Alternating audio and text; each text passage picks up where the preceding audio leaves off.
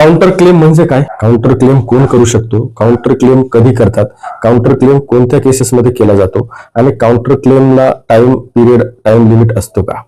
ह्या व्हिडिओमध्ये आपण सिव्हिल प्रोसिजर कोड अंतर्गत काउंटर क्लेमची सुप्रीम कोर्टच्या महत्वाच्या जजमेंटसह संपूर्ण माहिती सोप्या भाषेत समजून घेणार आहोत. त्याच्यामुळे अति महत्वाची माहिती असलेला व्हिडिओ स्किप न करता मन लावून पाहावा लागेल अशी मी विनंती करेल. काउंटर क्लेम म्हणजे जेव्हा प्रतिवादी म्हणजे डिपेंडंट आणि फिर्यादी म्हणजे प्लेंटिफ च्या केसला उत्तर देताना त्याच्यावरच उलट दावा काउंटर क्लेम करतो, त्याला सोप्या भाषेत काउंटर क्लेम असं म्हणायचं. म्हणजेच प्रतिदावा मराठी भाषेत. तू माझ्यावर केस केलीस पण खरं नुकसान तर तूच माझं केलं आहे हे कोर्टात सांगणं म्हणजे काउंटर क्लेम. हे सिव्हिल प्रोसिजर कोड 1908 च्या ऑर्डर 8 रूल 6A मध्ये दिला आहे. आता काउंटर क्लेम नेमकं कोण करतं? तर काउंटर क्लेम फक्त प्रतिवादी म्हणजे डिपेंडंट करू शकतो, म्हणजे ज्याच्यावर केस झाली आहे तोच.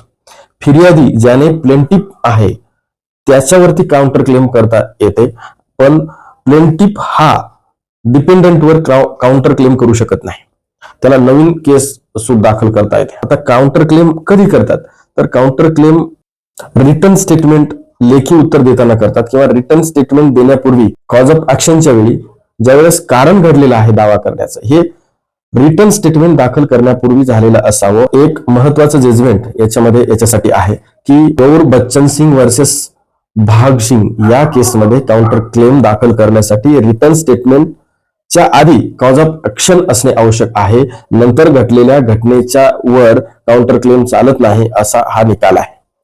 तर मग आता कोणत्या केसेसमध्ये काउंटर क्लेम केला जातो? तर काउंटर क्लेम प्रामुख्याने सिव्हिल केसेसमध्येच केला जातो. त्याची उदाहरणं असे आहेत की कोणत्या याच्यामध्ये काउंटर क्लेम करता येतो. तर त्याच्यात प्रामुख्यानं मालमत्तेचा वाद असला पाहिजे, प्रॉपर्टीचा डिस्प्यूट, संपत्तीचा वाद. समोरचा म्हणतो की ही जमीन माझी आहे आणि तुम्ही म्हणता की नाही ही जमीन माझीच आहे, तू बेकायदेशीर कब्जा केलाय. विशेषतः अशा केसेसमध्ये काउंटर क्लेम करता येतो. त्याच्याशिवाय पैशाच्या दाव्यामध्ये जसं की मनी रिकव्हरी सूट असेल, फिर्यादी पैसे मागतो आणि प्रतिवादी म्हणतो की तूच मला पैसे देणे तुझ्याकडून येणं बाकी आहे आणि तूच करारभंग केलाय, म्हणजे कॉन्ट्रॅक्ट डिस्प्यूट समोरचा ब्रीच दाखवतो. तुम्ही म्हणता तू कॉन्ट्रॅक्ट तोडलाय आणि मला नुकसान झालं, तर याच्यासाठी काउंटर क्लेम करता येऊ शकतो. आता त्याच्यानंतर ताबा किंवा पोझेशन केसमध्ये समोरचा इन्व्हिक्शन मागतो, तुम्ही म्हणता की मी कायदेशीर ताब्यात माझी जमीन आहे, मला अधिकार आहे. अशा वेळी काउंटर क्लेम करता येतो. लक्षात ठेवा, काउंटर क्लेम हा क्रॉस सूट सारखा असतो, म्हणजे एकच केसमध्ये दोन्ही दावे चालतात. काउंटर क्लेमला टाइम पिरियड किंवा मर्यादा असते का? तर हा खूप महत्वाचा मुद्दा आहे की याच्यामध्ये लिमिटेड पिरियड असतो आणि लिमिटेशन लागू होतं. जसा स्वतंत्र केसला वेळेची मर्यादा असते ना, तसाच काउंटर क्लेमला पण असतो. याच्यासाठी लिमिटेशन ऍक्ट 1963 लागू होतो, म्हणजे वेळेतच दाखल करावा लागतो. कॉज ऑफ ऍक्शन झाल्यापासून कायद्यानुसार दिलेल्या कालावधीत. उदाहरणार्थ पैसे वसुली करायची असेल तर साधारणतः 3 वर्ष उशीर झाला तर कोर्ट काउंटर क्लेम रिजेक्ट करू शकते. सगळ्यात महत्वाची गोष्ट की काउंटर क्लेम हे केल्यामुळे काय फायदे होतात? तर वेगळी केस टाकायची गरज नाही आणि त्याच्यासाठी वेळ आणि खर्च वाचतो. एकच केस याच्यामध्ये संपूर्ण न्याय मिळतो. आता काउंटर क्लेम कधी करता येत नाही?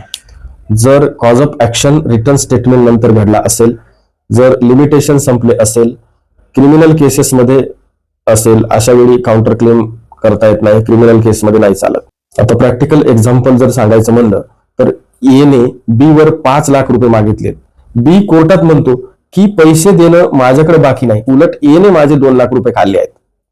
तर हा झाला बीचा काउंटर क्लेम. जर तुम्हालाही वाटत असेल की तुमच्यावर किंवा तुमच्या मित्रावर खोटी केस दिवाणी स्वरूपाची झाली आहे, तर फक्त बचाव करू नका, तर काउंटर क्लेम करून तुमचा हक्क मिळवा आणि तुमच्या ओळखीच्या वकिलाच्या माध्यमातून त्यांचा योग्य तो सल्ला घ्या. व्हिडिओ आवडला असेल तर लाईक करा, शेअर करा आणि चॅनलला मात्र सबस्क्राईब करा, कॉमेंट करा.